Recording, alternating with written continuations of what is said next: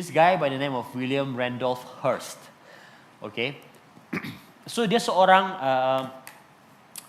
publisher, memiliki syarikat company newspaper yang terkenal. Of course lama sudah di Amerika, dan sudah meninggal lah. But dia adalah antara orang yang terkaya di Amerika Syarikat pada zamannya. Dan salah satu daripada keminatan ataupun hobi dia adalah membeli artifak ataupun arts, okay, kesenian, hasil seni, lukisan kah, arca kah, yang very rare dan juga yang cantik di seluruh dunia. Okay, dan dia akan menyimpan semua hasil lukisan dan arts kesenian itu di rumahnya. Ini bukan rumah tau, ini macam istana. Dia panggil namanya Hearst Castle, ya, besar betul. Okay, so satu hari dia dapat tahu, mungkin daripada newspaper atau katalog, dia dapat tahu bahwa ada satu hasil seni yang sangat bernilai, yang sangat cantik, dan dia mau mendapatkannya. Seperti biasa, dia sudah punya agent, pergi ke Eropah, tolong cari lukisan ini ataupun hasil seni ini. Okay, saya mau membelinya. Jadi mereka berbulan-bulan lah pergi cari di Eropah. Cari demi cari, tidak dapat. Pulang, agent dia datang, jumpa dengan Mr. William, dia bilang, bos, kami pergi cari di Eropah kan, tiada bos itu. Sebenarnya kau memang tidak dapat beli juga tuh barang. Bos dia marah, dia bilang, hey, berapa harga dia? Kasih tahu saya berapa harga dia, saya akan beli. It's impossible, mustahil kau dapat beli bos. Kenapa? Sebab bos, kau sudah beli dulu. Sebenarnya hasil seni karya yang dia membeli itu, dia sudah beli tahun yang lepas. Tapi masih dalam kotak lagi begitu. Dan sudah ada di dalam dia punya warehouse, dia punya gudang. Dia yang tidak tahu. Karena terlalu banyak beli. Apa dia, maksudnya saya sudah beli ya. Jadi dia nampak, oh saya mau beli nih. Padahal sudah ada. Nah, saya suka dengan cerita ini sebab ini menggambarkan mengenai diri kita sebagai orang Kristen. Bagaimana kita sibuk mencari what's next, apa yang trending, apa yang boleh buatkan saya lebih dihormati, apa yang kita gila kuasa, kita mau uang, kita mengejar sesuatu yang membuatkan kita rasa berharga, punya authority, sehingga kita lupa bahwa sebenarnya Tuhan sudah meletakkan sesuatu yang bernilai dalam diri kita, yaitu authority. Kita tidak tahu bahwa kita memang sudah ada. Ya, ada orang sakit, berusaha untuk mencari dokter yang terbaik, obat-obatan yang terbaik. No worries, tidak masalah mengenai itu. Tetapi mereka berusaha mencari supaya mereka sembuh, tapi mereka lupa bahwa di dalam diri mereka ada Tuhan yang mampu menyembuhkan mereka. But they forgot about that. Ya. Ada pula orang mengejar hamba Tuhan, pendeta, acara, KKR, semualah kejar-kejar dengan harapan agar mereka mendapat pemulihan, disembuhkan, dibebaskan begitu. Tumbang kepala mesti tumbang. Apa nih pas saya live tiap tumbang saya ini begitu, kurang sakti ini begitu, baru saya pergi. Begitu, coba kamu orang. Betul, kejar pendeta. Wah, pendeta, doakan saya begitu. Serius, kamu tahu atau tidak? Jika kita pergi mengejar pendeta kan, kita macam pergi mencari tukang tilik ataupun nujum. Kau tahu nujum kan? Ya, tolong doakan saya. Wih, ya. Kalau saya buat bisnis bagus juga. Saya bilang, saya rasa Tuhan berbicara dengan saya. Kau bagi dulu pendahuluan pengeras dia begitu. Baru saya bodoh untuk kau. Nah, but be careful with that. Kita tidak sadar bahwa sebenarnya di dalam diri kita ada authority, ada kuasa yang Tuhan letakkan. Sudah, ya. Jangan menjadi seperti William. Dia sudah ada pun itu seni, karya seni itu sebenarnya dia sudah ada, tapi dia masih mau mencari, sehingga dia lupa. Ya, ramai orang-orang Kristen hidup dalam kekalahan, hidup dalam rasa macam malu karena mereka tidak sadar bahwa dalam diri mereka ada otoritas daripada Tuhan. Ya, keinginan kita untuk memperoleh lebih banyak lagi tanpa kita sedar kadangkala boleh membuatkan kita buta terhadap apa yang sudah kita miliki. Buta terhadap apa yang sudah kita miliki. Ya, sudah ada girlfriend, mau cari lagi. Sudah ada boyfriend, mau cari lagi begitu. Ataupun nambahlah. Bagus, ada di SMB Live, mau cari di luar pula. Macam like mana pastor. Okay, anyway, yang faham kamu fahamlah. Ya, kita sering merasa tidak berdaya. Kita sering merasa tertekan oleh keadaan kita ataupun ada di antara kita di sini merasa tertekan karena dosa yang kita lakukan. Ya, tapi saya beritahu dengan kamu, good news is melalui luka yang ada pada tubuh Kristus, khususnya pada pagi hari ini kita mau menyentuh mengenai luka yang ada pada kaki Yesus. Saya beritahu dengan kamu, kuasa yang Tuhan berikan kepada kita dipulihkan. Ya, kuasa yang dahulunya diberikan kepada Adam dan Hawa, bila manusia jatuh dalam dosa, kuasa itu menjadi corrupted, menjadi corrupted maksudnya tercemar ataupun ya tidak lagi seperti yang original apa yang Tuhan sudah percayakan kepada mereka. Tapi melalui kematian Yesus kayu salib, melalui luka di kakinya, kita menerima kembali kuasa tersebut. Ya, lagu yang kita nyanyi tadi itu, ku diberi kuasa dari Raja Mulia. Nah itu, saya mau selepas hari ini, bila kamu nyanyi lagu itu, kamu akan tangkap message firman Tuhan ini. Kamu nyanyi lagu tersebut dengan iman, kamu tahu bahwa apa maksud lagu tersebut. Ya, of course bukan saya yang tulis lagu itu. Oke, I wish, but tidak. Oke, mari kita buka firman Tuhan kita dalam Yesaya pasal 53 ayat 5 dan juga Lukas pasal yang ke-10 ayat 19. Oke, Yesaya 53 ayat 5 berkata begini. Akan tetapi dia ditikam karena pemberontakan kita. Dia diremukkan karena kejahatan kita. Hajaran yang mendatangkan damai sejahtera bagi kita ditimpakan kepadanya. Dan karena bilur-bilurnya kita disembuhkan. Karena luka-luka yang ada pada Yesus kita disembuhkan. Terusnya dalam Lukas pasal yang ke-10 ayat yang ke-19. Lukas 10 ayat 19. Sesungguhnya aku telah memberi kuasa kepada kamu untuk menginjak ular dan kalajengking. Dan kuasa atas segala kekuatan musuh sehingga tidak ada yang akan mencelakakan kamu. Wow, diberi kuasa untuk menginjak ular dan kalajengking. Wow, siapa yang mau menginjak ular dan kalajengking di sini? Ada yang macam kena patok ular pastor gitu. Cicak pun takut kan? Something wrong dengan kita begitu. Otoritas kita sudah diambil oleh iblis. But before I continue, haleluya. Come let us pray. Tuhan, kami tahu bahwa Engkau ada di tengah kami. Kami tahu bahwa Engkau berkuasa atas kehidupan kami. Dan kami tahu juga Tuhan, sebagai anak-anak-Mu Tuhan, kami diberikan authority, kuasa Tuhan atas segala sesuatu. Bantu kami Bapa di surga pada pagi hari ini melalui firman-Mu, agar kami menangkap maksud daripada firman-Mu ini, bagaimana kami dapat hidup dalam kemenangan. Dan saya percaya Bapa di surga, Roh Kudus-Mu yang ada bersama-sama dengan kami saat ini akan memperbaharui cara fikir kami. Terima kasih Tuhan Yesus, kami bersyukur. Kami serahkan waktu dalam tangan-Mu dalam nama Tuhan Yesus Kristus dan berdoa. Amen. Jadi dua ayat ini agak berbeza. Satu berbicara mengenai luka-luka Yesus, ya, bagaimana itu adalah nubuat mengenai Yesus, penderitaan yang Yesus alami. Satu lagi dalam Lukas pasal yang ke-10 itu berbicara mengenai apa? Mengenai menginjak ular dan kalajengking. Apa kaitan dua ini dengan luka di kaki Yesus? Right? Nah, sebab itu dengan kamu bahwa luka yang dialami oleh Yesus bukan hanya secara fisikal, tetapi luka tersebut mempunyai kesan, efek yang significant, yang sangat mendalam ke atas kehidupan kerohanian kita. Nah, for the past few weeks, ya saya dan Pastor Dan kami sudah khotbah bagaimana luka-luka yang ada tubuh Yesus ini membawa breakthrough kesembuhan kepada kita secara spesifik dalam area-area tertentu. Ya. Macam minggu lepas, Pastor Dan berbicara mengenai bagaimana luka yang di mahkota duri dan wajah Yesus itu, ya, memulihkan memberi kesembuhan kepada kita punya harga diri, our dignity.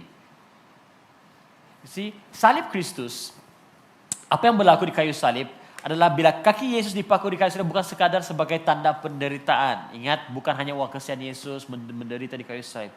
Sebenarnya bila Yesus dipaku di salib, ia adalah pengisytiharan kepada pemulihan, a restoration of power and authority, pemulihan kuasa dan juga authority yang diberikan kepada kita. Ingat, saya mau kamu tangkap ini, bila setiap kali kamu melihat salib Kristus, especially waktu Good Friday kamu merenungkan salib Kristus, ingat, ini bukan hanya salib yang muncul setahun sekali. Good Friday baru muncul, ini Yesus, ingat. No, saya mau kamu tangkap ini, bahwa karena Yesus dipaku di salib, otoritas atau authority dan kekuasaan yang selama ini diambil oleh iblis dikembalikan kepada kita. Yang mengerti katakan amin. Nah, soalan yang saya mau kita pikirkan adalah, adakah kita pada hari ini, semua kamu orang-orang percaya, berjalan di dalam authority yang Tuhan sudah berikan kepada Anda. Ataupun kamu berjalan di dalam kekalahan demi kekalahan. Ya. So tajuk firman Tuhan saya pada hari ini adalah berjalan dalam authority yang dipulihkan. Ya. Walking in restored authority, berjalan dalam authority yang dipulihkan. Oke. Nah, kita mula daripada kejadian, daripada permulaannya di mana Allah menciptakan Taman Eden, seluruh dunia ini, dan juga Adam dan Hawa. Di Taman Eden, authority, kuasa itu diberikan kepada manusia yang pertama, yaitu Adam dan Hawa. Dan mereka diberi kuasa untuk mengatur, berkuasa atas seluruh binatang, seluruh tumbuhan yang ada di muka bumi ini. Now, that is originally authority yang Tuhan berikan kita. Ya, firman Tuhan di dalam Kejadian pasal 1 ayat 26 hingga 28 berkata begini, berfirmanlah Allah, baiklah kita menjadikan manusia menurut gambar dan rupa kita. Siapakah kita ini? Berbicara mengenai Bapa, Yesus dan juga Roh Kudus, oke? Supaya mereka berkuasa atas ikan-ikan di laut. Berkuasa atas ikan-ikan di laut. Nah, ikan semua jenis ikan kamu berkuasa. Itu original authority. Bayangkan, tidak perlu pancing, panggil saya begitu. Ikan masuk dalam perahu, begitu. Dilompat saja. No, that authority, oke? Dan burung-burung yang di udara dan atas ternak dan atas seluruh bumi dan segala binatang yang melata yang merayap di bumi. Maka Allah menciptakan manusia itu menurut gambarnya, menurut gambar Allah diciptakannya dia, laki-laki dan perempuan diciptakannya mereka. Allah memberkati mereka, lalu Allah berfirman kepada mereka, beranak cuculah dan bertambah banyak, penuhilah bumi dan takluklah itu, berkuasalah atas ikan-ikan di laut, sekali lagi ya. Kuasa atas ikan di laut dan burung-burung di udara dan atas segala binatang yang merayap di bumi. Wow. Dahulu bila saya mula-mula tahu mengenai ayat firman Tuhan itu, saya punya imajinasi itu sebelum berpikir, wah, kan senang tuh kalau Adam dan Hawa lapar kan begitu. Mau makan apa kita hari ini sayang? Makan babi kita. Oke, babi datang sini, itu babi datang begitu. Alright? Kau tahu kan tujuan hidup kau apa kan begitu. Alright? Ya. Kau ada purpose, panggilan khusus di dunia ini untuk menjadi makanan gitu. Ya, I imagine that. Ya. To be honest, originally I believe manusia tidak takut sama cicak, tidak takut sama lipas. Relax saja begitu. Lipas, cicak yang takut sama kita. Of course pada hari ini pun mereka takut dengan kita kan. Tapi ya ampun, badan boleh sado, tapi kalau lipas sudah naik ke atas dinding, itu mata tuh terbang, begitu. You know, this is something. Jangan katakan, oh pastor biasalah manusia. But really, this is the effect of dosa. Bila manusia jatuh dalam dosa, itu authority itu kan, ya sudah diambil daripada kita. Betul. Yes, think about this. Karena firman Tuhan berkata bahwa manusia, Adam dan Hawa diberi kuasa untuk segala sesuatu, bah. Makanya karena manusia jatuh dalam dosa, manusia harus bekerja keras, ya. Mau tanam, mau bercocok tanam, mau wanita, mau melahirkan anak punya main sakit. Saya berkapan mungkin dulu sepatutnya wanita kalau beranak tidak rasa apa-apa pun begitu, macam bersin saja, acuh, keluar sudah. Bersin itu pun sakit kan? Mungkin tidak ada rasa apa-apa. Saya rasa saya mau bersalin lah nih. Sekarang lah, gitu. Like, I don't know, because there's no pain. Itu sebelum dosa. I imagine that begitu. Alright? Ya, pastor, kau punya imajinasi ini. Now, daripada firman Tuhan ini, daripada ayat ini, ada 3 perkara yang saya mau kamu tangkap mengenai aspek authority yang Tuhan sudah berikan kepada kita. Oke? Yang pertama, sebagai umat ciptaan Tuhan, sebagai manusia, kita originally diberi kuasa untuk mengelola segala ciptaan Tuhan. Kita yang atur. Ya. Nama-nama binatang yang ada dalam dunia ini, Allah yang beritahu dengan Adam, kau kasih nama. Apa nama dia nih? Hidung dia macam tu, panjang lagi begitu. Handsome pun tidak, tapi macam sedap begitu. Babi lah, begitu namanya. Betul. Can you imagine that? Allah bagi Adam bagi nama odis binatang, begitu. Betul.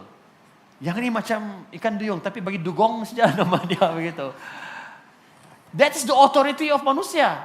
Now, waktu dulu saya temukan kebenaran ini, I find it macam betul kah? Tapi but when you think about this, ayat ini ada dari Kejadian pasal pertama tau.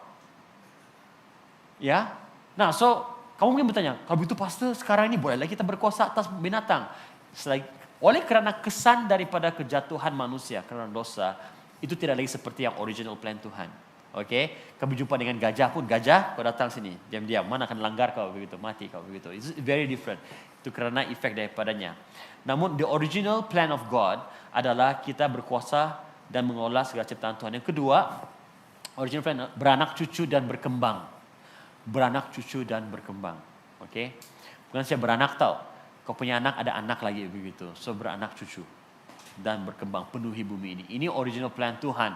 Ya, of course, dalam konteks kita pada hari ini bukan hanya juga bicara mengenai anak secara fisikal, tapi juga secara spiritual.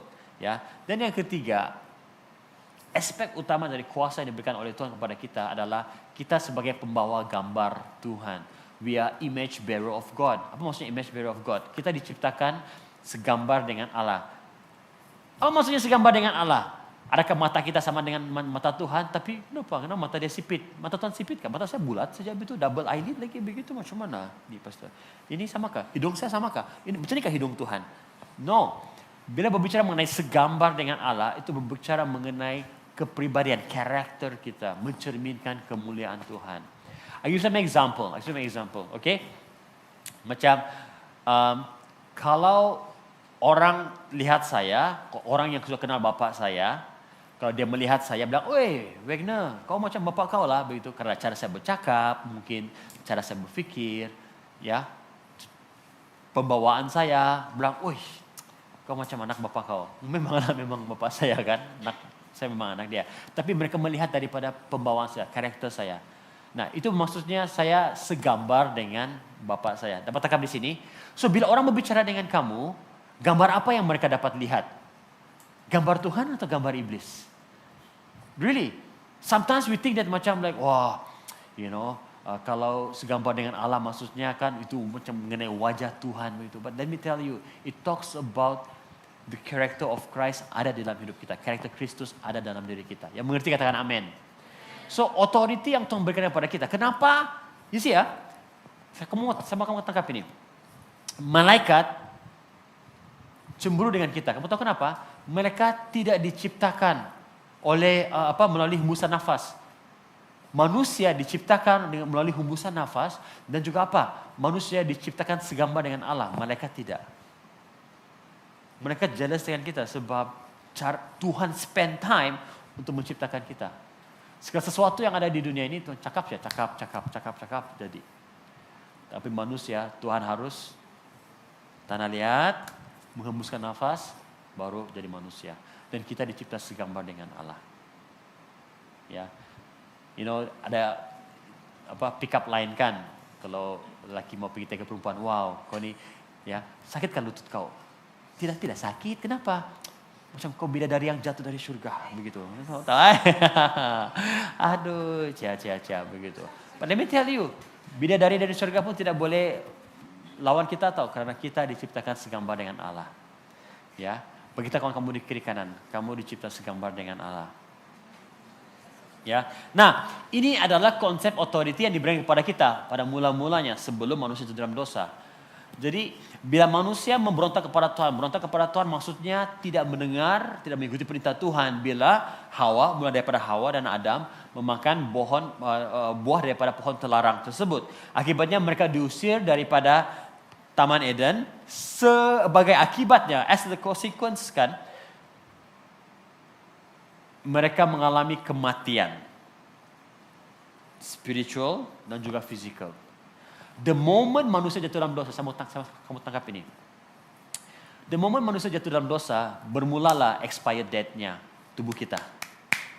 Ada expired date sudah, maksudnya kita akan mengalami kematian sudah. Karena upah dosa adalah maut.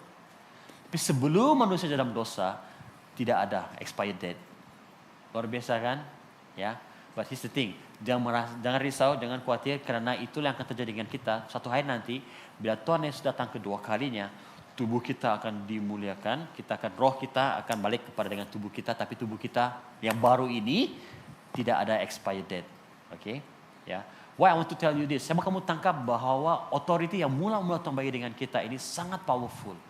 Dan iblis jealous dengan hal tersebut, makanya iblis menggoda manusia supaya manusia jatuh dalam dosa, supaya manusia tidak menjadi sama seperti Tuhan, supaya manusia tidak mendapat menikmati janji-janji Tuhan, tidak boleh menikmati apa yang Tuhan sudah sediakan di Taman Eden, ya, karena mereka diusir dari Taman Eden.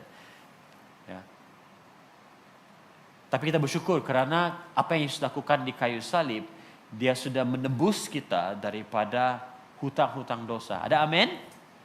Yes, kita mungkin tubuh kita sekarang ini karena kita tidak seperti zaman Adam dan Hawa sebelum mereka jatuh dalam dosa.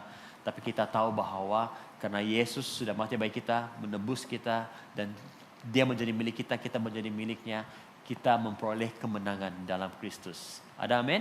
Firman Tuhan di dalam Lukas pasal 10 ayat 19 berkata tadi yang saya baca, sesungguhnya aku telah memberikan kuasa kepada kamu untuk menginjak ular dan kalajengking. Wow, pretty interesting karena disebut di sini menginjak ular dan kalajengking. Kamu pasti pernah membaca ayat ini. Kamu pikirkan, kenapa Yesus bagi tahu menginjak ular dan kalajengking? Apa signifikannya? Ya. Bagaimana kamu menginjak ular? Pakai tangan kah? Pakai kepala kah? Pakai apa? Menghancurkan musuh di bawah kakiku. Kan? Kaki. Now, let me tell you. Ya. Kaki ini ada maksudnya, ada simboliknya. There's a meaning to it. Kenapa kaki? Ya, kenapa bukan tangan? Kenapa tidak menumbuk ular dan kalajengking begitu? Kenapa harus pijak begitu? Let me tell you. So, berbicara mengenai kaki, itu berbicara mengenai kuasa, kemenangan, dan juga penguasaan. Dominion, kuasa, authority, kemenangan, victory, penguasaan, dominion. Ya. Dimanapun kita pergi, masih ingat waktu Allah bagi tahu dengan Yosua, teguhkanlah hatimu, jangan takut, dimanapun kakimu melangkah, aku akan memberikan tanah itu menjadi milik kamu. So, bila berbicara mengenai kaki, itu berbicara mengenai dominion, penguasaan. Dan kamu semua, saya mau kamu tangkap ini sebagai anak-anak Tuhan. Dimanapun kamu berada, di tempat kerja kamu, di campus kamu, dimanapun kamu tinggal, saya mau kamu praktis ini. Dimanapun kamu melangkah, kamu katakan, Tuhan, setiap tapak kaki tempat saya melangkah, itu adalah milik Engkau Tuhan.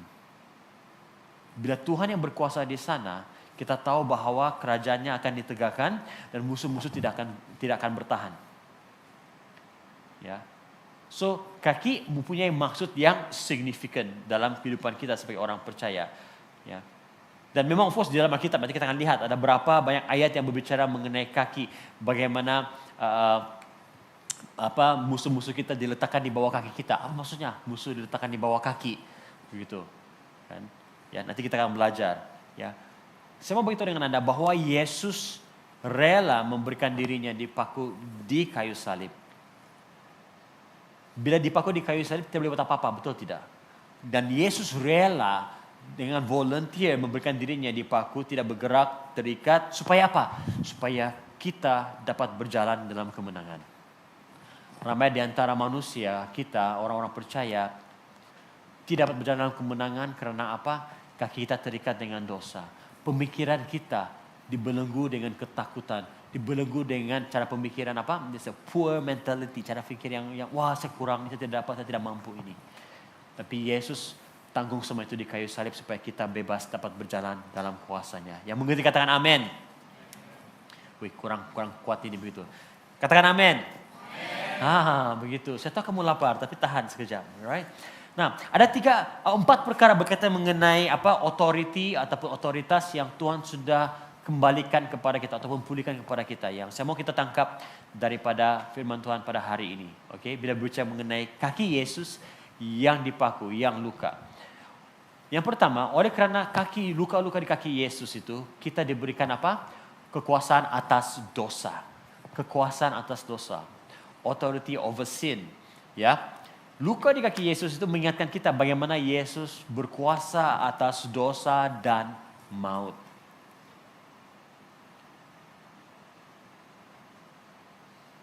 Waktu dia mengorbankan dirinya, dia menyatakan kepada kita bahwa jangan lagi hidup sebagai hamba dosa. Aku sudah membayar semuanya. Ingat, setiap kita sudah dibeli dengan harga yang sangat mahal, yaitu darah Yesus sendiri. Ya, mungkin kita ada pertanyaan seperti ini. Kamu mungkin berpikir macam ini, Pastor, kalau memang dosa saya sudah diampuni, saya sudah ditebus, saya diberi kuasa atas dosa, kenapa saya masih berdosa, Pastor? Pernah terpikir macam ini kah? Saya berdoa, bertobat, tumpang tangan, satu pastor tumpang tangan, rebah, kau bangun, sorry, pas tumpang tangan, wah, power lah ini, huish, iblis ada kuasa nih, pulang rumah, buat dosa, alamak, rugi, saya datang pergi gereja tadi, begitu, berdosa balik, begitu. Pernah kamu terfikir, kenapa Pastor, saya sudah bertobat, tapi tidak lama lepas saya berdosa balik. Bahkan ada kawan-kawan kamu bilang, betapa pergi gereja, kau berdosa sejak begitu, tambah dosa sejak kau begitu, nah payahlah pergi, alang-alang buat dosa, biarlah. Pernah kamu terfikir seperti itu kah? Kalau Tuhan sudah berikan saya kuasa untuk menang atas dosa, kenapa saya masih berdosa? Saya mau kamu tangkap kebenaran ini, oke? Ya. Kita dikatakan bahwa dalam Roma pasal 6 ayat 14 bahwa kita diberi kuasa atas dosa melalui Yesus Kristus. Nah, ini yang berlaku. Bila kita bertobat, sensitivity kita kepada Roh Kudus semakin naik. Apa yang menjadi dosa dahulu bagi kita kan? Sebelum kita bertobat, hal yang kita lakukan dahulu itu dosa, tapi kita tidak terasa, macam relax saja. Mau buat apa? Mau merokok kah? Ataupun alkohol kah? Minum alkohol kah? Ya, pornografi kah? Free sex kah? Gambling kah? Apa semualah dosa-dosa yang kamu buat begitu. Dulu kau tidak terasa, macam relax ya begitu. Tetapi the moment kamu repent, bertobat, menyerahkan hidup kamu kepada Tuhan, Roh Kudus ada, benda yang dulu kecil kan, terus, sensitif sudah. Roh Kudus bagi that sensitivity kepada kamu. Like, wah, berdosa saya. Nah, tujuan kamu ada rasa sensitivity itu bukan supaya kasih condemn kamu. Itulah kau, keras kepala, tidak pandai berubah. Tidak pandai, sudah kena doan. Bukan tujuan untuk condemn kamu, tapi tujuan untuk kamu bilang, wow, bertobat. Kembali kepada Tuhan. Dapat tangkap di sini? Ya, apa yang selama ini menjadi dosa yang kita enjoy, bila kita sudah dimenangkan, bertobat, pulih, Roh Kudus akan bekerja. Sangat sensitif. Bahkan satu titik hitam kecil pun bagi orang lain, satu titik siapa? Relax lah. Tapi bagi kita, wih gila kau besar ini dosa. Pernah kamu jumpa orang macam itu? Dia bilang, Pastor saya berdosa besar ini Pastor. Ya share. Bagi saya sebenarnya biasa saja, memang dosa lah. Tapi dia merasa bersalah betul dia. Then I realize, dia sensitivity makin meningkat. Ya, jangan pula kita macam satu orang yang saya kenal, tapi saya percaya dia bertobat lah sekarang. Bayangkan, minum pujaman kudus, Pak. Minum pujaman kudus. Sempat lagi dia cheers sama kawan dia. Cheers. Saya bilang mau, kalau malaikat tampar dia ni begitu. Memang dia suka minum lah, tapi sampai dalam gereja pun begitu kan. Pujaman kudus. Cheers. I was like, wow. Tidak terasa apa-apa. Tapi kalau Roh Kudus bekerja dalam kehidupan kita, wah, sensitif itu. Ya. Perkataan-perkataan yang dulu yang cakap-cakap yang kotor begitu kan, kita biasa saja begitu. Hari ini kan, mau terfikir pun, aduh Tuhan, kenapa saya berfikir macam itu? Nah, sensitif. Ya, itu tandanya bahwa kita sedang bergerak dalam authority yang Tuhan berikan pada kita. Kita berkuasa atas dosa. Kita tidak lagi dikuasai oleh dosa, tapi kita berkuasa atas dosa. Melakukan dosa, bertobat, datang kepada Tuhan. Ingat, kita harus berjalan semakin hari semakin dekat dengan Tuhan. Makanya semakin kita dekat dengan Tuhan, semakin kita peka dan sensitif dengan suara Roh Kudus. Yang mengerti katakan amin. Alright, jangan pula kalau kamu sensitif dengan kuasa Roh Kudus, dan kamu baru berdoa, didoakan, pas kamu buat dosa lagi, aduh saya tidak layak Tuhan, saya tidak layak pergi gereja, saya paling hina. No, sebaliknya, bila kamu rasa seperti itu, lagilah kamu makin mau dekat dengan Tuhan. Dapat tangkap di sini? Ya, tapi Pastor, dosa saya besar sangat nih Pastor. Mau berjalan pun susah. Merangkaklah kamu. Kalau pergi merangkak begitu ke Tuhan, ampuni aku Tuhan, berangkaklah. Merangkak pun susah Pastor. Apalagi apa namanya itu? Mengesot-esot lah kamu macam siput gitu. Just do it. Ya. Ingat, kita diberi authority atas dosa, kuasa atas dosa. Dosa tidak lagi ada kuasa atas hidup kita karena Yesus sudah mati di kayu salib. Yang mengerti katakan amin. Ya. Dalam Amsal pasal yang keempat ayat 26 hingga 27 berkata, tempuhlah jalan yang rata Dan hendaklah tetap segala jalanmu, janganlah menyimpang ke kanan atau ke kiri, jauhkanlah kakimu dari kejahatan. Ingat, sekali lagi disebut mengenai kaki. Berhati-hati di mana kakimu pergi. Ya, jangan sembarangan pergi. Pergi clubbing kah, pergi ikut orang-orang yang salah kah, begitu. Ya. Berhati-hati di mana kaki kamu pergi. Betul. Ya. Jauhkanlah kakimu daripada kejahatan. So kita diberi kuasa supaya kita punya authority di atas dosa dan bukan lagi dosa yang macam pastor apa boleh buat pastor ini bang, tengok saya terpaksa ikut orang ni pastor. No, we are the one. Kita yang membuat keputusan. But nope, saya sudah bertobat, saya sudah meninggalkan dosa-dosa saya tidak lagi ikut cara yang lama, saya mau pergi ke arah Yesus. Ada amin? Jadi, this is the thing.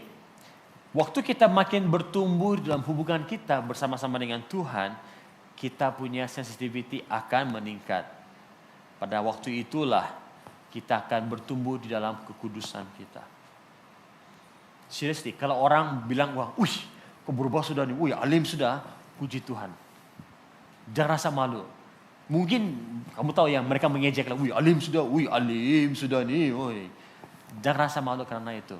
Puji Tuhan karena mereka lihat perubahan kamu. Jangan pula sampai iblis pula rasa rendah diri karena kamu lebih jahat daripada iblis.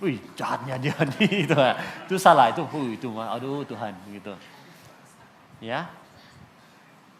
It's okay.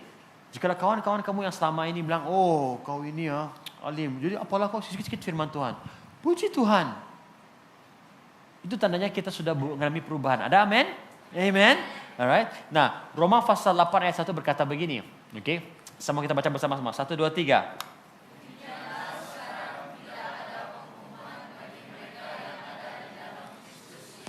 Makanya bila kita jatuh dalam dosa, jangan kita bilang, tolonglah Tuhan, aku ini Tuhan. Sangat pukul-pukul diri tapi tidak bertobat, apalah. Bertobatlah, mohon pengampunan daripada Tuhan. Ya, mohon pengampunan daripada Tuhan. Kasih karunia Tuhan menutup segala dosa-dosa kita. Tidak ada penghukuman. Ya, there's no condemnation bila kita datang kepada Tuhan dan bertobat. Ingat, karena luka yang ada di kaki Yesus, kita diberi kuasa atas dosa-dosa. Kuasa kita diberikan kembali atas dosa-dosa. Alright, yang kedua, karena luka di kaki Yesus, kita diberi kuasa atas ketakutan, authority over fear. Ya, saudara atau tidak, ketakutan ini boleh melumpuhkan kita. Ketakutan boleh melumpuhkan kita. Ya, saya pernah melihat sendiri, orang when they have like, tiba-tiba saya lupa apa dia punya panic attack. Suddenly begitu, saya pernah, wow, dia tidak boleh buat apa-apa. Ya. First time saya nampak itu Iron Man lah. Iron Man. You know kan, this one episode Iron Man, dia keluar daripada dia punya suit, dia really ada panic attack. But in real life saya pun pernah nampak juga bagaimana orang mengalami panic attack, dia really paralyzed. Itu yang iblis coba lakukan dalam kehidupan kita. Dia mau kita lumpuh. Walaupun secara fizikal kita everything kerja bagus, study bagus, family kawan-kawan semua tapi iblis tahu bahwa di pikiran kita, kalau dia berhasil meracuni pikiran kita, membuatkan kita rasa takut, kita akan lumpuh. Ketakutan boleh membuatkan kita tidak dapat keluar daripada zon kenyamanan kita, lampau selesa. Bahkan mungkin kita terlalu selesa dengan dosa-dosa kita sampai kalau saya bertobat nanti saya hilang kawan. Kalau saya keluar daripada saya punya masa lalu saya cara hidup yang lama ini, nanti saya tidak pekerjaan. Kalau saya keluar daripada geng saya ini, keluar daripada rumah ini, mana saya mau tinggal? Ketakutan, kekhawatiran. Dan ini yang iblis mau tanam dalam diri kita. Tapi kita harus tahu, karena Yesus mati di kayu salib, karena luka yang ada di kaki Yesus itu, kita diberi kuasa atas ketakutan. Dalam Mazmur pasal 91 ayat 13, mari kita baca deh. 1, 2, 3.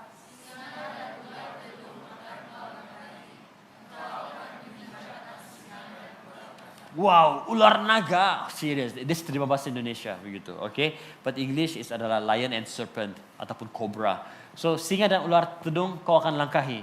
When you think about this, macam mana sih boleh melangkah singa sama ular? Serious. Jumpa pun takut, betul atau tidak? You know, kita jangan cakapkan ular tedung lah. Semua spesies ular pun yang harmless pun kita takut begitu, you know.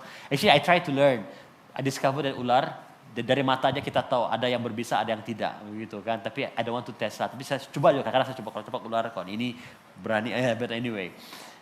But here's the thing, firman Tuhan ini adakah ini hanya kiasan saja ataupun is just like macam hanya apa? Karena ini Mazmur kan, it's a song, a sound. But here's the thing, ya. Apakah singa dan ular tedung yang dalam kehidupan kita?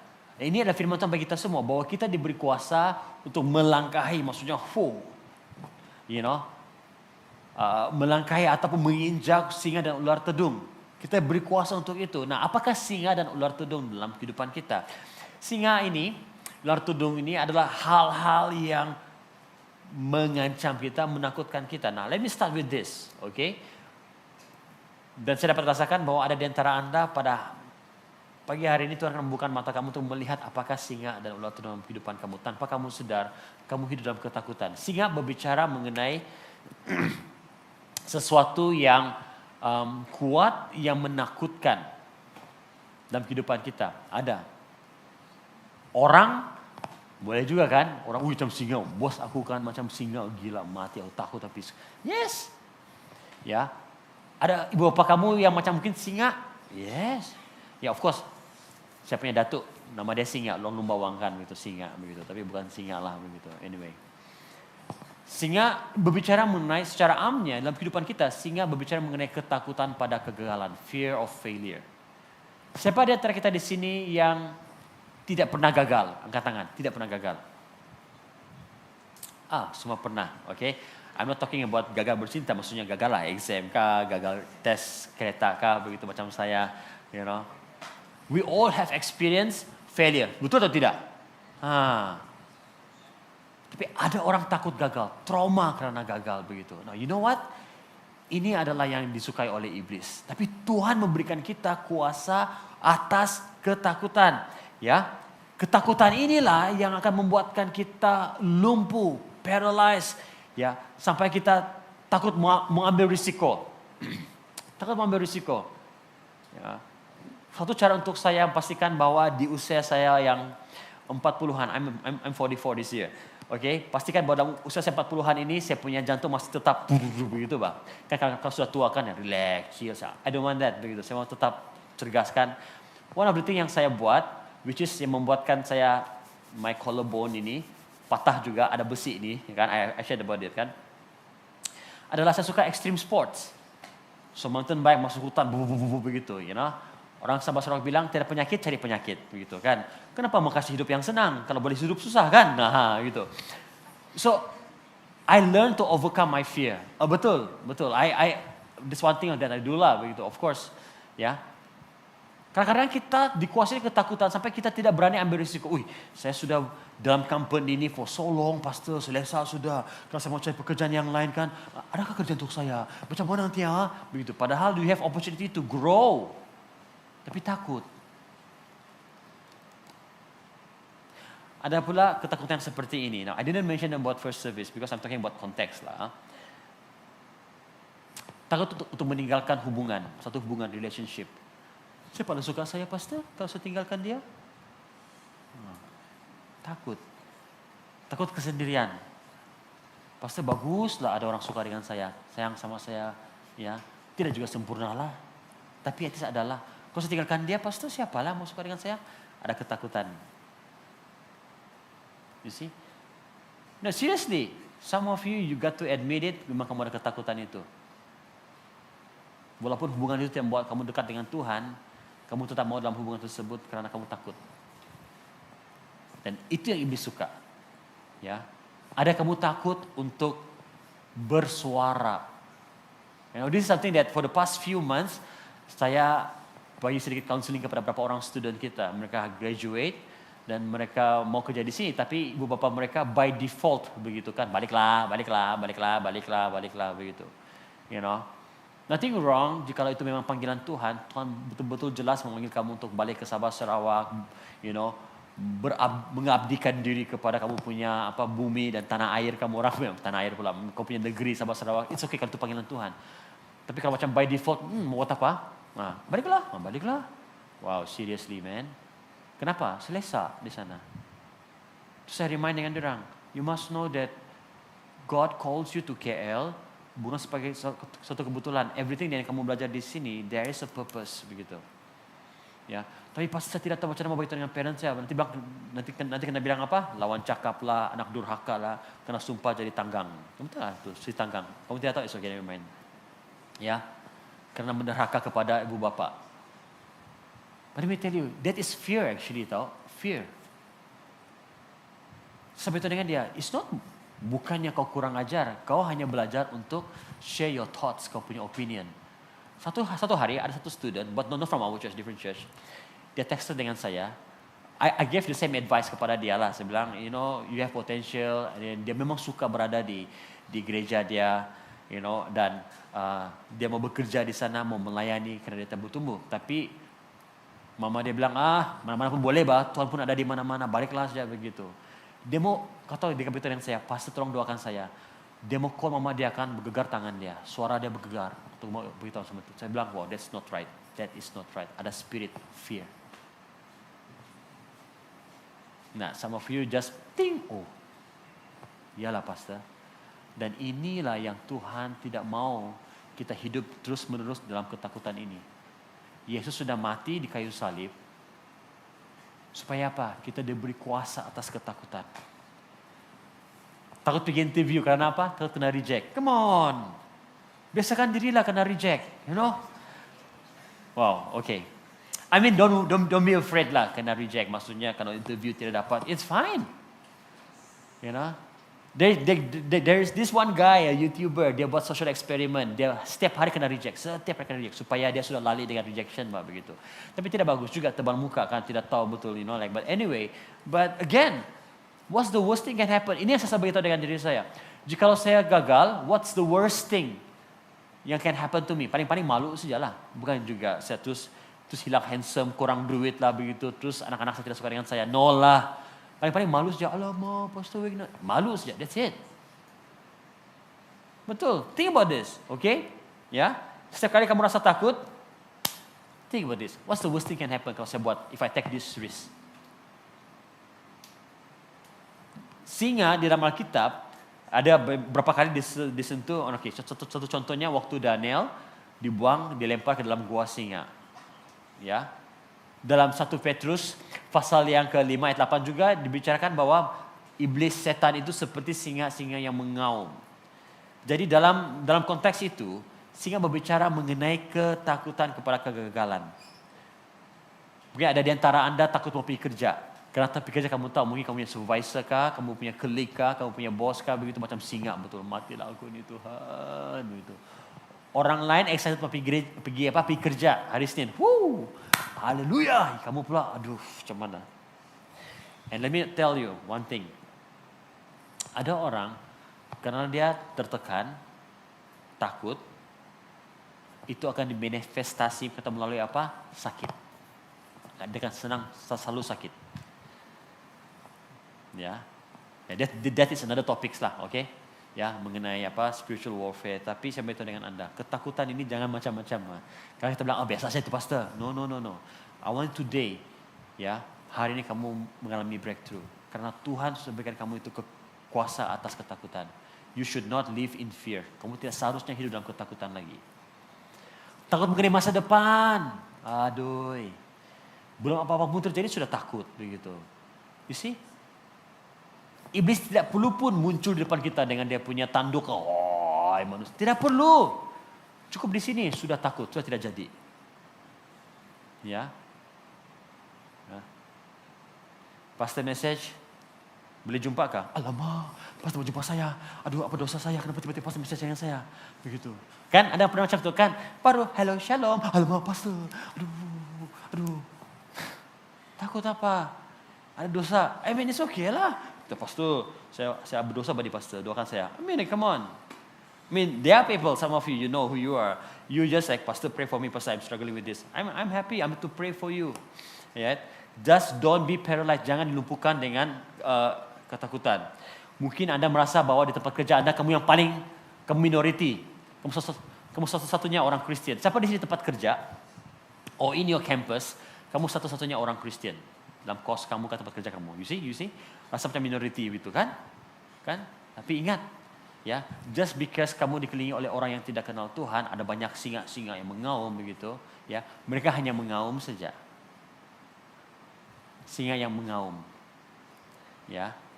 Tapi tidak boleh mengapa-apakan kita karena kita milik Tuhan. Ada amin? Ya. So remember this.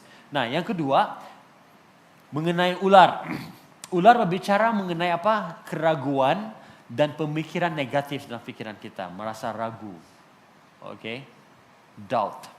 Ya, ada keraguan dalam pikiran kita. Kenapa ini ular? Sebab karakteristik ular ini selalu ada penipuan. Mesti di Taman Eden, ular itu licik, menipu Hawa. Betul? Ya. Jadi di dalam Alkitab ini, ular ini selalu dikaitkan dengan penipuan, kelicikan dan senyap-senyap, pelan-pelan. Mana ada ular? Oke, kalau harimau kah binatang macam anjing lah mau gigit kan. Ada bunyi kamu tahu, ini datang. Ular mana ada? Mana ada? Dia diam-diam. Waduh, betul? I mean, saya tidak tahu lah kalau ada yang pernah kena gigit ular begitu, ular bagi warning, jaga begitu. Tidak kan? Except there's one species of snake lah, the rattlesnake. Ekor dia kerr begitu, tapi dia bagi warning itu saja, tapi tidak di Malaysia, alright?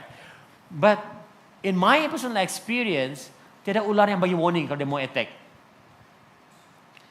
Ada ular yang muncul dalam tandas, kan? Rumah mereka dekat hutan kah begitu, tiba-tiba keluar, tidak warning, macam hello shalom, saya limpas saja, ya, kan? But here's the thing, itulah karakteristik ular. Dia akan mempengaruhi pikiran kita tanpa kita sadar. Kenapa saya berpikir macam ni? Of course we are not aware. Kita tidak tahu, kita tidak sadar. Karena apa? Ada ruang dalam kehidupan kita, dalam pikiran kita yang membuatkan ular itu boleh masuk pelan-pelan. Masuk. Itulah kau ini. Tuh, dia tidak jawab kau punya message tu. Habislah kau. Alamak. Keraguan. Itulah kau ni, kau berdoa. Kau sudah puasa kan? Dia akan jawab. Itulah kau banyak dosa kau ni. Oh iya kau. Itu ular masuk pelan-pelan. Tengok, tidak orang jabat tangan sama kau tadi kan? Nah, itulah tandanya. Kau ada dosa gitu. Tidak layak pergi gereja lainnya begitu. You see, tanpa kita sadar. Tidak orang pun yang menghalang kita, tidak orang pun yang membenci kita, tidak ada. Tapi pikiran. I want you to catch this. Makanya pada hari-hari ini, cara saya melihat jemaat, orang berubah. Saya tidak melihat daripada luaran karena saya tahu bahwa dari luaran orang tu boleh baik saja kan begitu. Tapi saya minta Tuhan berikan saya pengertian, bukakan mata rohani saya supaya saya melihat apa sebenarnya kondisi orang tersebut, bagaimana saya boleh membantu orang tersebut. Ya, pada satu kali saya tanya dengan satu orang, ini mungkin pelawat lah di gereja kita lama sudah, saya kata, anything yang saya boleh mendoakan untuk kau. Pastor tidak apa-apa, kau boleh doakan orang yang lain. Wow, saya bilang, come on, pastor mau doa pun, doa saya tidak berapa sakti, begitu. Dan bila saya jumpa dengan dia in person di gereja, I can sense ada hal yang dia sembunyikan. Tapi karena dikatakan pastor, I'm okay pastor, begitu. You see, itu iblis seperti ular masuk dalam pikiran kita, ya bilang, no way, tidak orang yang boleh membantu kau. Kau memang terlalu dalam sudah, dosa kau terlampau dalam sudah begitu. Tidak orang. Itu penipuan iblis. Berhati-hati dengan hal tersebut. Ya. Dan bukan saja iblis menggoda manusia waktu zaman Adam dan Hawa. Pada hari ini juga iblis masih lagi aktif berusaha untuk menggoda dan menipu manusia. Yohanes 10 ayat 10 mengatakan bahwa pencuri datang untuk mencuri, membunuh dan membinasakan. Ya. Itu iblis, tugas iblis. Ya, tanpa kita sadar. Seperti ular, iblis akan berusaha untuk membuatkan kita ragu-ragu akan janji Tuhan, membuatkan kita ragu-ragu tidak pasti mengenai pilihan hidup kita. Ya. Kita tahu bahwa kita harus melakukan hal yang benar, kita tahu bahwa kita harus melakukan firman Tuhan, tapi iblis bilang, kau yakin gak tuh? Pernahkah kamu berdoa untuk sesuatu hal, ya, amin, kamu buat keputusan itu kan, pas kamu merasa, betul kan itu? Alamak, padahal berdoa semua. Ada keraguan. Tanya, betul kah apa yang saya buat nih? Betul kan ya? Ya, kamu merasa menyesal, alamak, aduh. Here's the thing. Bagaimana iman kita boleh bertumbuh jika kita mau semuanya baik-baik saja? Macam mana iman kita boleh bertumbuh kalau semuanya yang baik yang kita sudah biasa? Sama kita ubah cara pikir kita. Ingat, berhati-hati. Masa depan kita, kamu tidak tahu kan apa yang berlaku dalam minggu hadapan, tahun hadapan, apa yang akan berlaku. Itu tidak tahu kan? Ramai orang khawatir tentang apa yang akan terjadi pada masa akan datang. Belum pun terjadi, sudah khawatir, sudah mengalah, sudah tidak tahan. Kepala pastor, saya give up. Itu adalah tipu muslihat iblis. Dan makanya bila Yesus mati di kayu salib, bukan hanya dia menebus dosa kita, tapi dia mengembalikan otoriti kepada kita untuk berkuasa atas ketakutan. Berkuasa atas ketakutan. Ya. Dalam 2 Timotius pasal 1 ayat yang 7 mengatakan begini. Sebab Allah memberikan kepada kita bukan roh ketakutan, melainkan apa? Roh yang membangkitkan kekuatan, kasih dan ketertiban. Bukan roh ketakutan. Ya. Ya. Yohanes pasal 4 ayat 18. Baca bersama-sama. 1, 2, 3. Kasih yang sempurna melenyapkan ketakutan. Sebab ketakutan hukuman. Dan barang siapa takut, ia tidak sempurna. Di dalam kasih tidak ada ketakutan. Kita sebagai anak-anak Tuhan yang dikasihi Tuhan, kita harus melakukan segala sesuatu dengan iman dan keberanian bahwa yes, apapun yang saya lakukan, saya tahu Tuhan bersama-sama dengan saya. Yes, saya buat planning, saya buat perancangan saya, walaupun meskipun saya tidak tahu apa yang akan berlaku dalam minggu hadapan, bulan hadapan, tahun hadapan, tapi saya percaya bahwa Tuhan akan pimpin saya. Apapun terjadi, Tuhan bersama-sama dengan saya. Jangan merasa takut. Do not be afraid. Ya. Dalam kesimpulannya, ada 4 hal yang saya beritahu. Bila berbicara mengenai authority atau kuasa atas ketakutan, kita harus tahu bahwa Tuhan yang berkuasa dalam segala sesuatu. Amin. Kita harus sadar bahwa kita memiliki Roh Kudus dalam kehidupan kita. Dengan usaha kekuatan kita memang kita tidak mampu. Ya. Kita ada Roh Kudus bersama-sama dengan kita. Kalau saya ingat mengenai Wagner yang 20 tahun yang lalu, saya tidak pikir bahwa saya akan berada di hadapan di sini. Saya pernah share kesaksian saya kan, sudahlah gagap, rasa rendah diri lagi begitu. Ya, tapi saya belajar bahwa ya kalau saya ikut tengok diri saya memang no way. Berucap di hadapan pegang mic pun bergegar begitu, nervous. Tapi bila saya belajar untuk berserah kepada Tuhan, saya tahu bahwa Roh Kudus engkau ada dalam diri saya akan berkata ya kepada setiap pimpinanmu. And that's why saya berada di sini pada hari ini. Saya belajar untuk overcome, mengatasi ketakutan yang ada pada saya. Begitu. I don't know about you. Apa ketakutan yang kamu hadapi? Sama feel takut kalau bos suruh buat presentation. No lah bos. Sama feel takut kalau dijadikan ketua untuk lead something. Sama feel takut kalau dipanggil untuk melayani. Alamak, tidak mau lah. Begitu semua. Kita takut karena kita bergantung dengan kekuatan kita.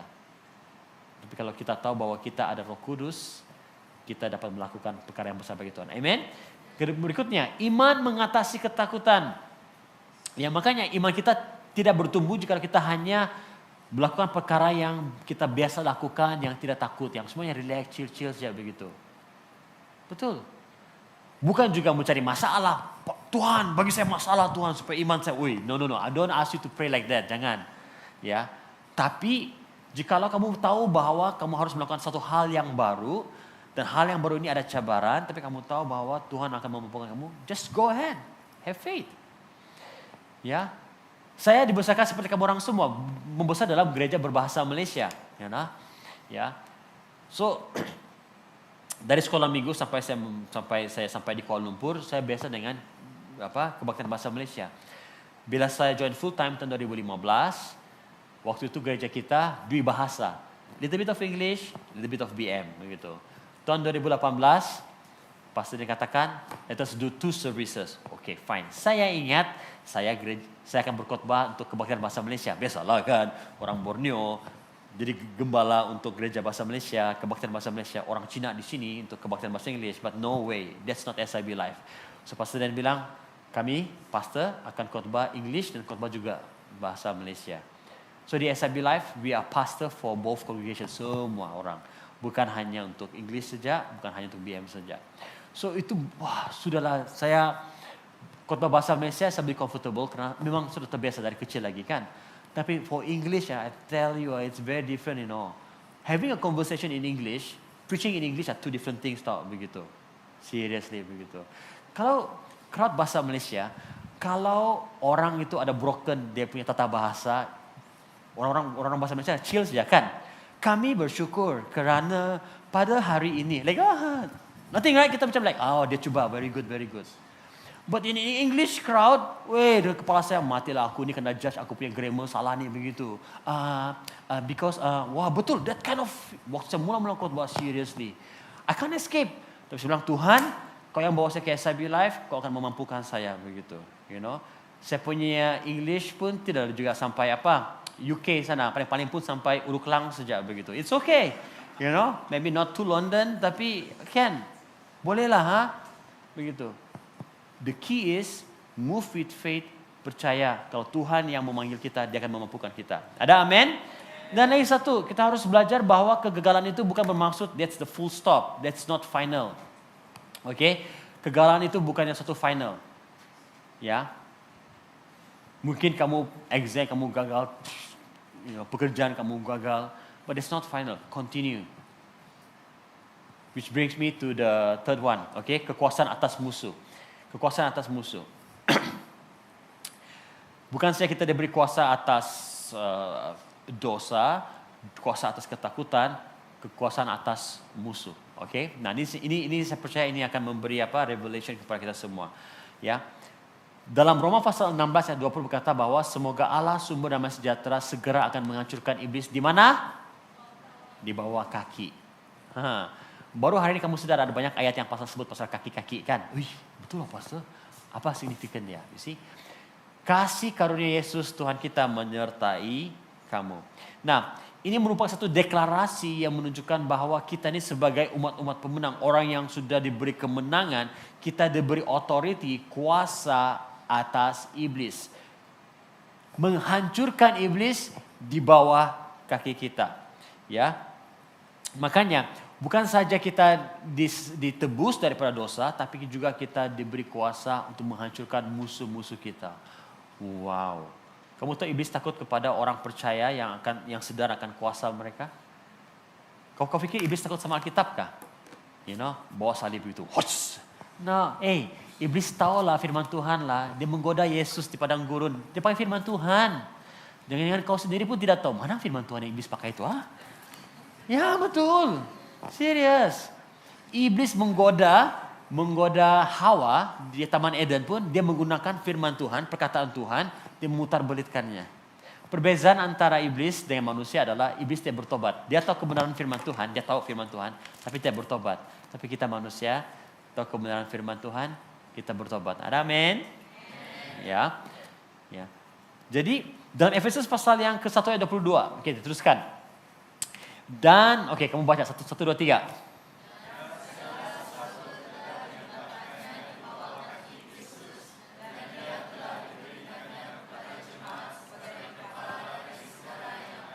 Nah, kamu perasaankah?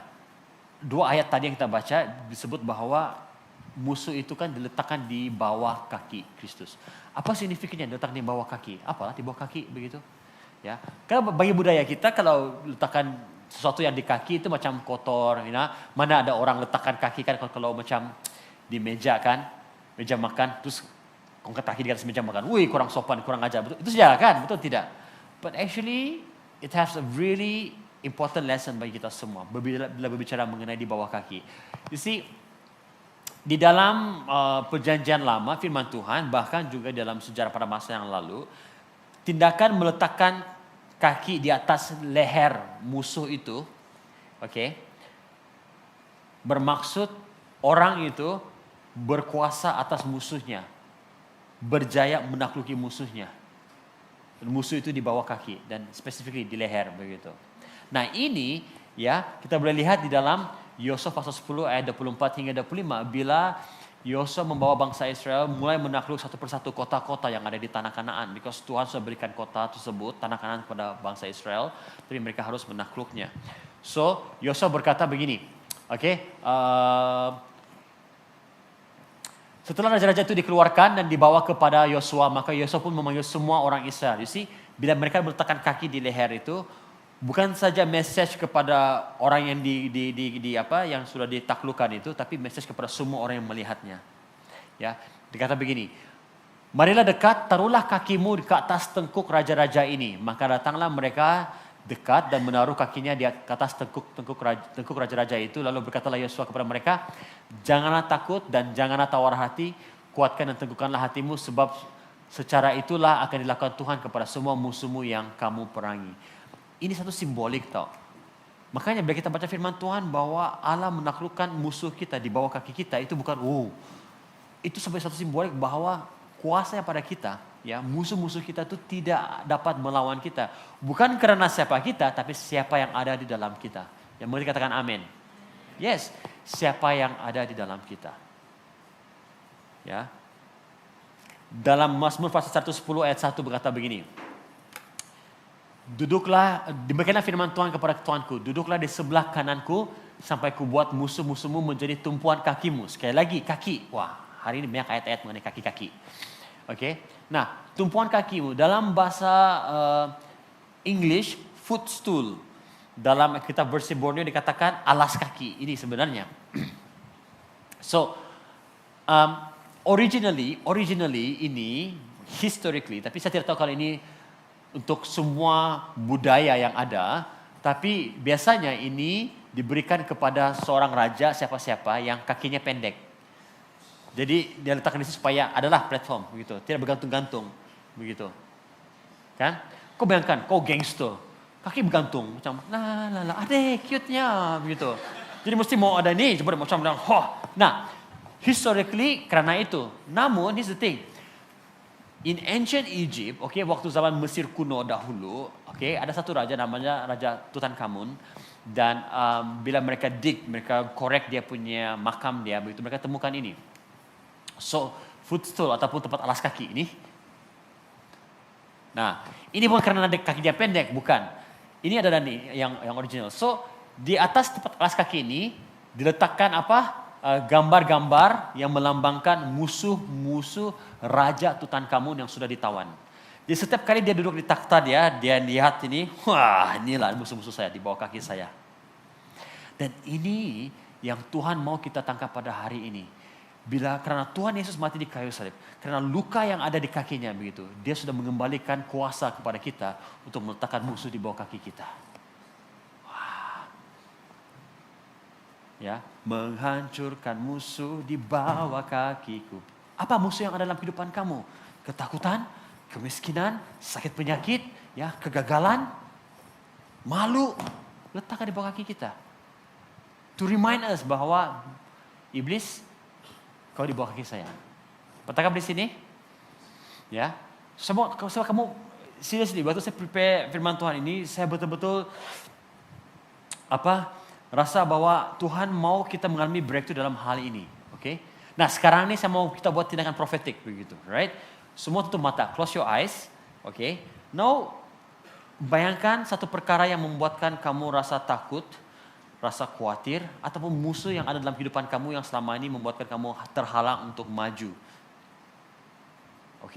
Now imagine itu di bawah kaki kamu dan sekarang ini dengan iman katakan dalam nama Yesus aku letakkan kau di bawah kakiku.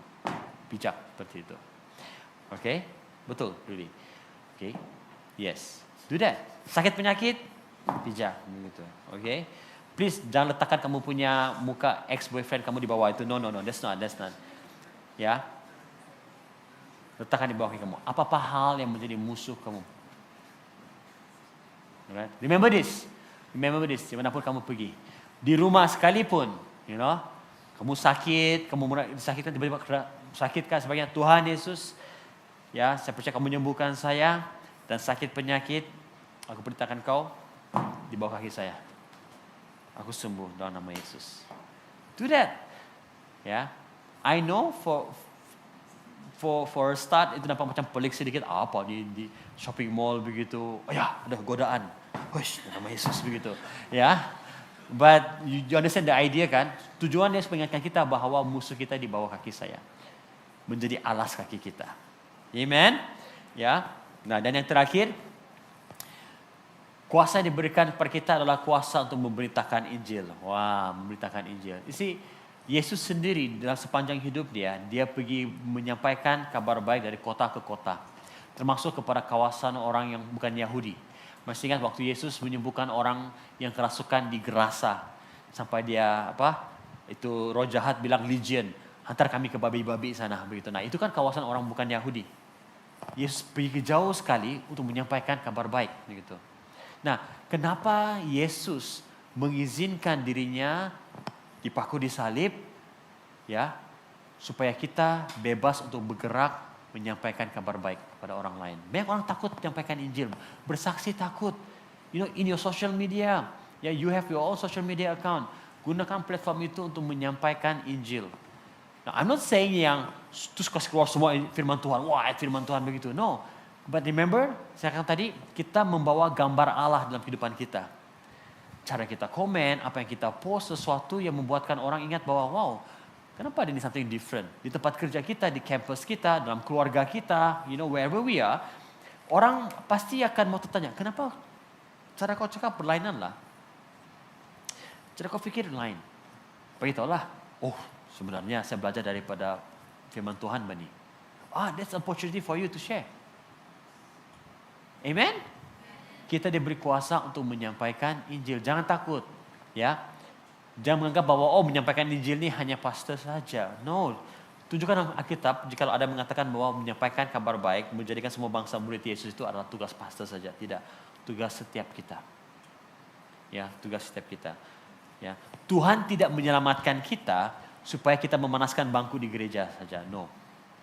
Tuhan menyelamatkan kita supaya kita boleh membantu orang lain untuk mengenal Yesus. Ada amin? Amin.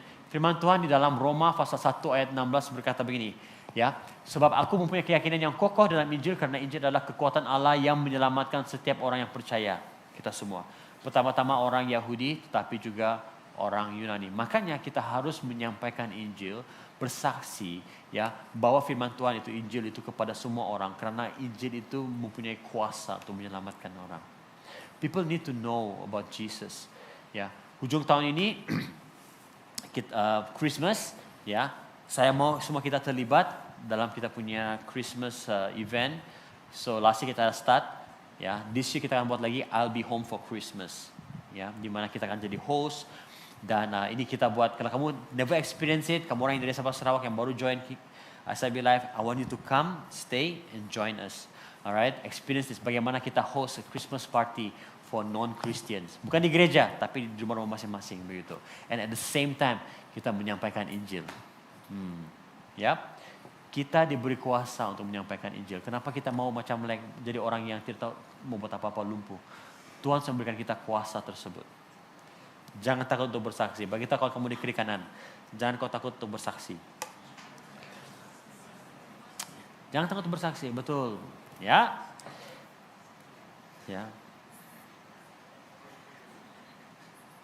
Saya mau akhir dengan kisah ini mengenai seorang yang bernama John Newton. Oke. John Newton ini dia ini penulis lagu yang popular yang kita semua tahu, especially English lah. Lagu Amazing Grace. Amazing Grace, how sweet the sound. Kamu tahu lagu itu kah? That ever rich like me. Nah, yang menulis lagu ini adalah John Newton. Nah, John Newton di awal kehidupan dia ini dia seorang yang memberontak, orang yang berdosa. Nah, here's the thing. Dia lahir sebagai orang Kristen. Membesar waktu kecil sebagai orang Kristen. Tapi at one point of his life, ya, dia menyimpang daripada jalan Tuhan. Dan apa yang dilakukan adalah dia terlibat dalam perdagangan manusia ataupun slavery, okay? Ya, hamba abdi. Ya, mereka kan pergi jual hamba abdi begitu, dia ni jadi tauke dia. I don't know how it involved. So dia banyak gitu, dan sampai satu waktu ya, apa yang membuatkan dia bertobat adalah satu kali ada satu ribut yang besar, dan waktu itulah dia datang, dia berseru kepada Tuhan dalam doanya, dia bertobat kepada Tuhan, minta tolong Tuhan menyelamatkan dia. And of course, kapal itu tidak jadi karam, dia selamat, dan dia bertobat dan menyerahkan hidupnya kepada Yesus. Nah, bolehkah Tuhan memakai orang yang seperti ini? Boleh, kita tahu, kita nyanyikan lagu dia. Tapi bila kita cek dia punya background, wow, jual hamba abdi, berapa ramai orang yang daripada Afrika yang dia paksa, yang dia ambil keluar daripada keluarga mereka, kampung halaman mereka, dipisahkan daripada keluarga mereka untuk dijual di apa? Di Eropa kah, di Amerika gitu. John Newton. Macam Paulus kan? Paulus sebelum dia bertobat, dia menganiaya murid-murid Yesus, dan Tuhan boleh memakai dia. You see, tidak mustahil bagi kita. Bila kita datang kepada Tuhan pada hari ini bertobat, kita, Tuhan pakai saya Tuhan, saya mau hidup di dalam kuasa-Mu Tuhan, saya mau hidup dalam kuasa yang dapat menakluk musuh saya Tuhan, berkuasa atas dosa, berkuasa atas ketakutan. Tuhan berikan kepada Anda pada hari ini. Tidak perlu cari jauh-jauh. Tuhan sudah berikan kepada setiap kita. Saat kita menyerahkan hidup kita kepada Yesus, authority itu, kuasa itu sudah ada dalam diri setiap kita. Some of you need to hear this. Saya berbicara dengan kamu. Jangan lagi hidup tertuduh. Jangan lagi hidup tertuduh, merasa bahwa kamu yang paling teruk dan sebagainya. Ingat, saat kita makin dekat dengan Tuhan, sensitivity kita terhadap dosa semakin tinggi. Makanya hal-hal kecil pun kita sensitif kalau kita buat dosa. Gunakan kesempatan itu berbalik kepada Tuhan. Amen. Jangan menyerah. Ya, jangan mengalah, sebab Tuhan ada bersama-sama dengan kita. Amen. Haleluya.